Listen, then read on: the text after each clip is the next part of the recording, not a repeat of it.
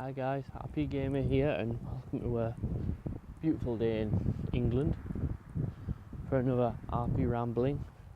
Now, I don't know which order I'm releasing the videos today, whether a vlog first or this, but I want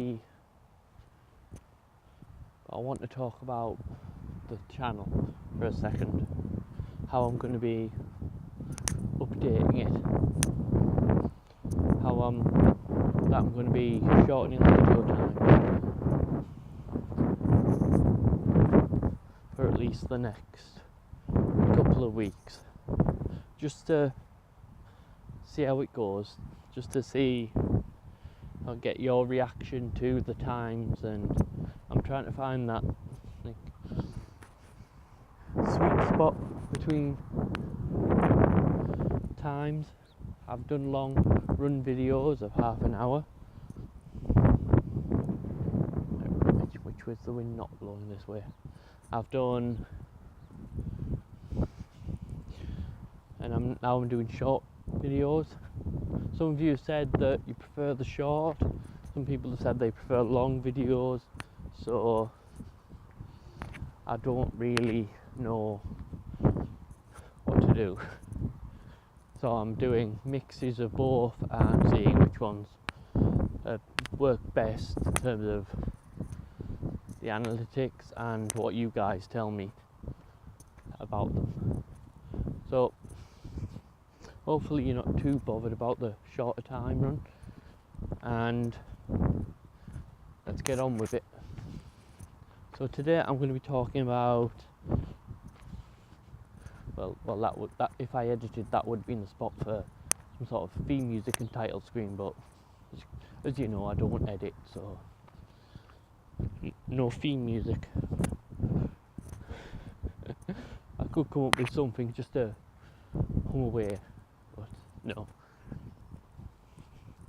So this week I'm doing, today I'm talking about sandboxes versus railroading, which is best, which is what they actually are, and kind of like how they don't have to be mutually exclusive. So people who don't know the terms, sandbox is where you can pretty much your players can do anything. They're allowed to go anywhere and do anything they want within your world. If they don't want to go save the town, they don't have to save the town. And you as the GM basically just has to come up with the problems and whatever they're facing pretty much on the fly. Depends how prepared you are with the setting and such. Whereas on the other hand, a railroad is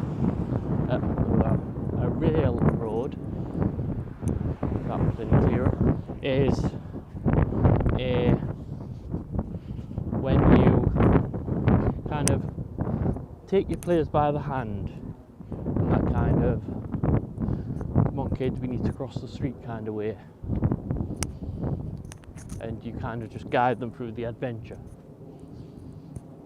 They don't have a choice on where to go or what to do. Like there's only one outcome for the puzzles. They have to fight the bad guy at the end. They have to. It's scripted. What I'm trying to say. A lot more scripted. Now, I know you're probably thinking, well, we'll just always do it sandbox style because that's awesome. It allows people to role play more. It allows more of the unknown. But that doesn't really work for if you're running a one shot, because if you're running a one shot, you generally have an adventure in mind. So you want them to be railroaded into the adventure. You start the session with them already on the way to deal with the problem. They haven't had a choice in the matter. There is only one or maybe a limited number of ways to do things, because, well, if you gave them free reign over everything in a one shot, you'd be there for days until they actually solved it. So, and that kind of leads me on to the next point of the fact that they're not entirely mutual.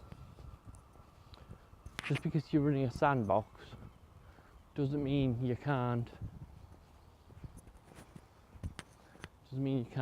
railroad them every so often, or at least try and lead them into a railroad. And just because you're running a railroad doesn't mean they can't jump off every now and then.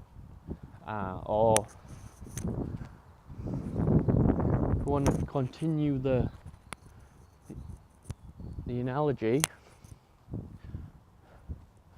mix the two, keep them on the railroad, give them plenty of options of how to deal with situations. That's still a sandbox to me. I don't see a sandbox as just like you're provided this entire world, now off you go explore it, do whatever you want in it. A sandbox to me is being given the choice of what to do in a situation. It's not being sent blindly out there into the world. It's being given a goal. Like, even in Skyrim and Fallout, when you first enter the world, you've got a goal in mind. No matter how vague that is, you've been set a goal. You're going to find out what's happened to your son. You have to deliver this message to someone. You have to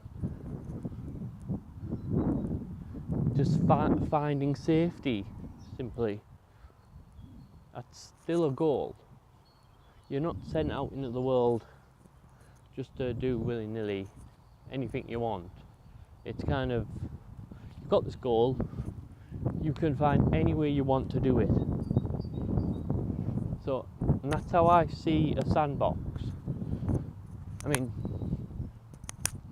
first times we kind of heard about sandbox, well, in video game sense, was Grand Theft Auto. That was one of the first games that classed itself as a sandbox game. Yeah, you can drive around, you can spend your entire time just driving around in your car, killing people, whatever. But once you've picked a mission, you're pretty much signposted, railroaded to the target. Pretty much railroaded through the mission to complete it. So, and people didn't complain about that. So even in your sandbox, as soon as your players say, right, we're going to deal with the evil mage, then you should really shrink the playing field down a bit, because you've introduced this mage who's doing terrible things to the nearby town, to the country, to the world. Maybe he's planning on doing something terrible to the world. If your players then decide, right, well, we'll come deal with him later, we're going to go running off over here. You've got to tell your players that your world is living. This is a sandbox world. It's constantly moving. So if they run off when you've introduced this evil villain who's pretty much given them a time frame to work in, time limit to work in, when they come back, he might have destroyed the town, he might have conquered the country, he might have gathered all the gems he needs to accomplish his world-conquering scheme. So, by kind of, I mean, you should let them do that. Let them run off if they really want to, but the way you work it is tell them, basically make it clear to them that yes, everyone's going to move around you, everyone's going to carry on doing their thing.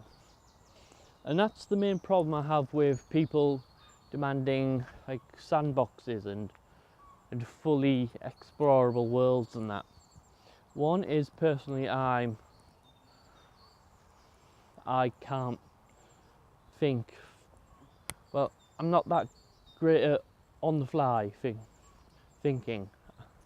I'm not that awesome at it. I'm alright at it, but I couldn't come up with whole towns and whole adventures on the fly. So it's one reason I don't like people demanding just free access to my world. And another is because they don't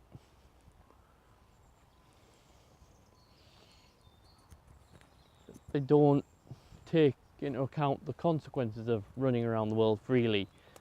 You coming up with all these problems that they need to solve, and then them deciding not to solve them and carry on exploring the world. You know, the problems are still going to happen. As I say, the wizard's still going to carry on with his plan. So to me, it's always best, even in a sandbox world, to have a railroad every now and then. Yes, it's not. Again, to me, a railroad isn't just that single path. My analogy stands of, yes, they get on the train, they get on the track, off they go down this one path, comes to a station or a problem, an encounter problem. There's multiple trains at the station that they can carry on the adventure through. That's my analogy. There's multiple trains. They got off at the station, or they got off at the encounter, then they can get back on that one train, carry on down the path that you've planned, or they can hop on another train and take a completely different route through the adventure. So I'm kind of sticking with the railroad analogy, but I've altered it a little bit for me. Anyway, I'm coming up to the 15-minute mark, so I don't want to ramble too much about anything. I hope that these shorter videos are going to work for you, and until tomorrow's video, which I'll actually come up with tomorrow. Bye.